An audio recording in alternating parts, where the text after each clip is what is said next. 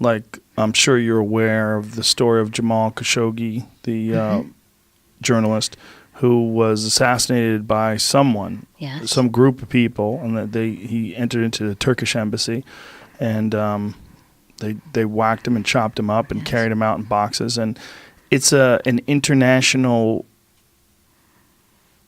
It's a huge incident, right? Yes. This supposedly was ordered by.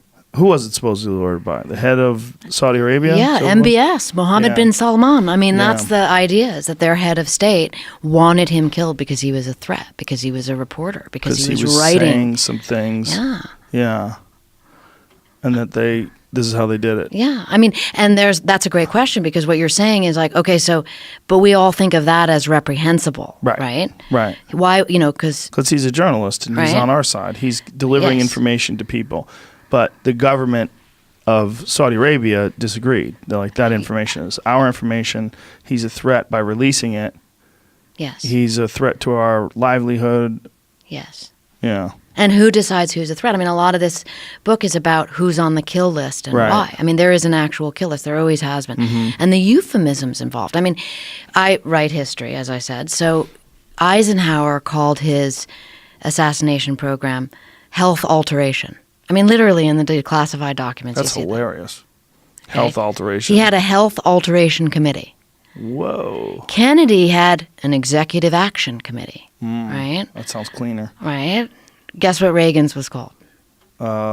Super Wonder Boy Power Up. I don't know. What? Close. Preemptive neutralization. Preemptive neutralization. Wow. Yeah. Why do they keep switching the names for it?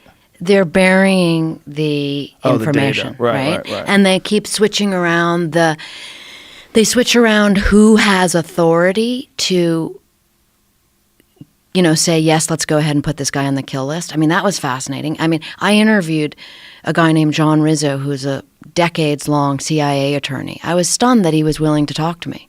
And he explained to me how a presidential finding, also called a memorandum of notification, works, that gives the president the authority to put an individual on the kill list. That job is then given to the CIA's paramilitary army, an operator or their assassins, because the CIA works under a code called Title 50, so it makes it legal, whereas the Defense Department works under what's called Title 10.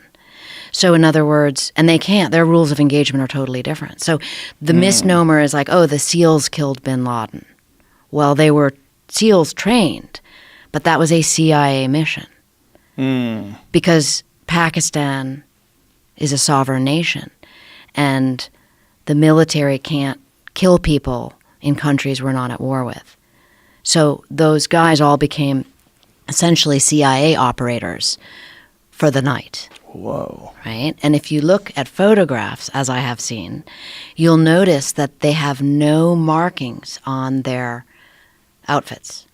So that if the job went south, it'd be like, I don't know who these guys are. And if you look back at Vietnam photos of the MACV SOG teams, which I also write about in Surprise, Kill, Vanish, because that's the precursor of that, you see no markings, right? That way you can go behind enemy lines. You can go into Laos, in the Vietnam War. You can go into Pakistan. What I learned reporting this book is we're in 134 countries doing Title 50 operations. Think about that. Government wants that to be kept secret.